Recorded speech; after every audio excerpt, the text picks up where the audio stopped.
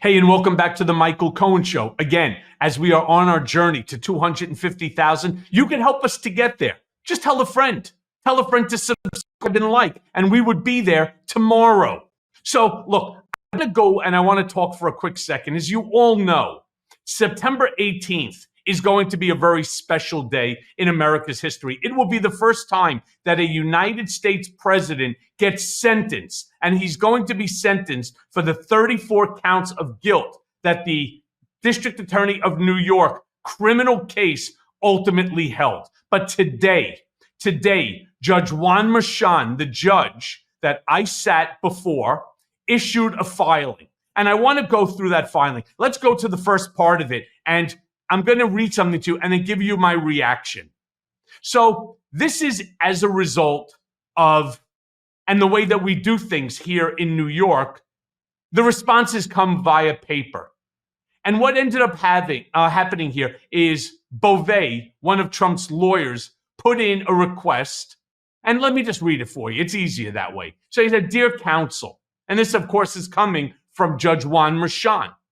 "As you are aware, Mr. Beauvais," and that, of course, again, is one of Trump's attorneys, "filed a pre-motion letter on the 1st of July, 2024, seeking leave to file a motion to set aside the jury's verdict pursuant to CPL, that's the Civil Procedure and Law 330.30, subparens 1, based on the Supreme Court's decision in Trump versus United States, and requesting until July 10th of 2024 to submit a memorandum of law in support of the motion." And remember what that case is about: presidential immunity. But on July 2nd of 2024, the people filed a letter requesting a deadline of the 24th of July, 2024, to file a response to the defendant's CPL motion.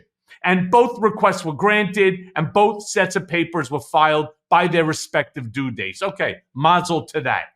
Subsequently, defendant requested additional time to file a reply to the people's opposition, and the request was granted. Good for Judge Merchan. He doesn't have to give them that. But the reply brief was filed then on July 31st. Notably, the cover email accompanying this 20-page reply indicated that the transmittal was also accompanied by a pre-motion asking for the court's recusal to change circumstances. Now, the pre-motion letter asked the court to resolve the motion for recusal. What this is all about. So let's take this down for 1 second. We're going to come back up to it in a minute.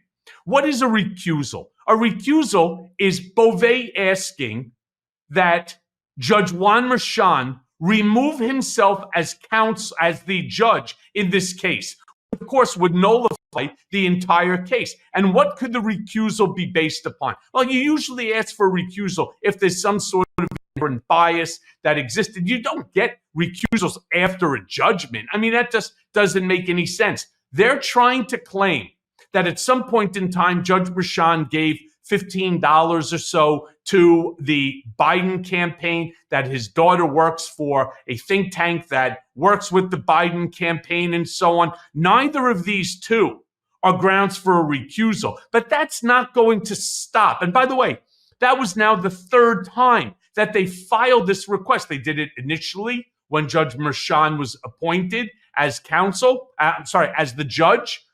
They did it during the middle of the trial, and now they're doing it post-trial. So let's go back up to it and follow this, because this is fascinating shit. When it says is that the people responded to the letter, right? Defendant's letter motion. They also requested that the August 1st, 2024 letter be treated as their full opposition. They're not looking for Judge Merchan for him to be recused. Now, the defendant is now requested 1 week to file a reply to the people's response. That request he denies. And of course he should, because all they're doing is delaying. And why? So he gives the answer. This court does not believe such a reply is necessary or helpful at this stage of the proceedings. He's 100% correct. And then he goes, "Please note that the court appearance scheduled for September 18th, 2024 at 10 a.m. remains unchanged." This is great language right here, my friends. we will proceed on that date and time to the imposition of sentence or other proceedings as appropriate. Please keep these dates in mind if you still wish to file a pre-sentence recommendation. What he's saying here is that come hell or high water, sentencing is happening on September 18th. So we're basically looking now at somewhere around 5 weeks, again, for a historic situation where the first time in United States history, a former president is being criminally sentenced. Now, here's the thing. As you all know, I was the key witness in this case, and I sat in the witness chair before Judge Merchan, before the 12 independent bipartisan jurors who, after an astounding 9 hours of deliberation, returned the 34 guilty counts. This is extremely important to understand that where we are right now is unprecedented in United States history. And why is this so relevant? It's relevant because there is a large group of Republican voters. We'll call them, for argument's sake, because I don't have a better name for it, Nikki Haley Republicans. These are the Republicans that refuse to vote for Donald Trump and have publicly stated that if Donald Trump is found guilty, this is amazing, if he's found guilty of any of these 4 indictments, they could not, in good conscience, vote for him. That amounts to somewhat, just about 30 or 32% of the Republican Party. That is an enormous number, and that is probably the deciding factor. Not to mention, of course, Shady Vance's stupid comments about childless cat ladies and Donald Trump questioning being a racist and questioning Kamala Harris's identity, stating that she's not black, she's Indian. I mean, these things do not help. But remember, these folks want to vote Republican. They are Republicans who have always voted Republican, but have stated that they will not vote for somebody that's criminally charged. Now, here's something that I hear all the time from people, and it blows me away. Makes no sense at all. They turn around and they say, yeah, but he hasn't been sentenced, so he was found guilty, but he hasn't been sentenced yet, so the process is not over. Well, talk about trying to, weasel your way out of something that you said, which is that I could never vote for somebody who's convicted. He was convicted by the 12 jurors after the 9 hours of deliberation. Now, that 9 hours also cannot be ignored, that was after 22 witnesses, 20 by the prosecution, 2 by defense, and over 1,000 pages of documents. 9 hours is fast. It's really fast. So this is all coming together. 5 weeks from now, we will all be watching as Donald Trump gets sentenced. Now, the big question everybody keeps saying is, what's the sentence going to look like? Can it include jail time? The answer is it can. Will Judge Merchan do this? My position is that it's going to be very difficult. And not because of the threats that you hear from Trump and his acolytes. Oh, if they arrest and they lock Donald Trump up, it's going to cause bloodshed into the streets and so on. Not true at all. Not true at all. Rest assured, our law enforcement, our military, our National Guard, they're not going to get caught for a second time, all right, by these individuals who are going to try to do something stupid. That's not going to happen.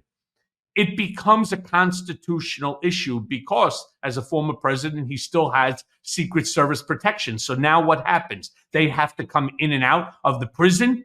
How are you going to safeguard him? More importantly, something we should all be concerned about. We've seen that Donald is very loose with his lips when it comes to national security information. We need to also be concerned that he doesn't spill national security secrets to some guy inside the institution because he's trying to be a big shot, right? Or that somebody is using him in order to get information out. This is a danger to our country. It's a danger to our national security. I personally would be very satisfied with a very strict home confinement, and not all his homes, one home, picked and chosen, no internet, telephone monitored. He has to pay for the correctional officers that are going to be around the clock there, monitoring who comes in, who goes out. He has to follow all the same rules as if he was in.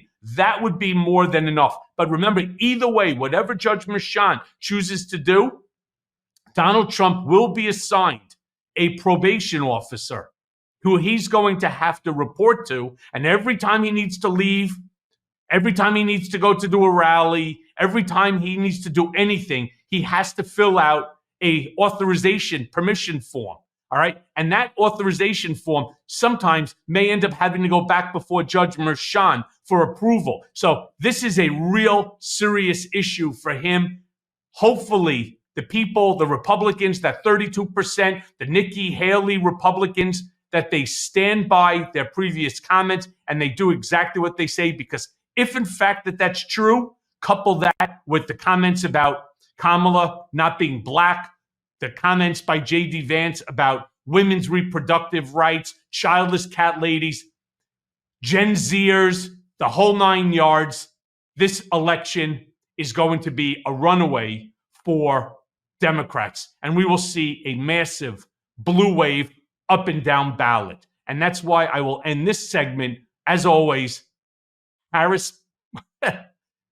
I'm so happy to be able to say it. Harris Walz 2024. Hey everyone. First of all, thanks for watching. I mean, we're going to be posting daily episodes with reactions and talking about politics. We'll be talking about everything, in fact. So please like and subscribe. Join us on this journey.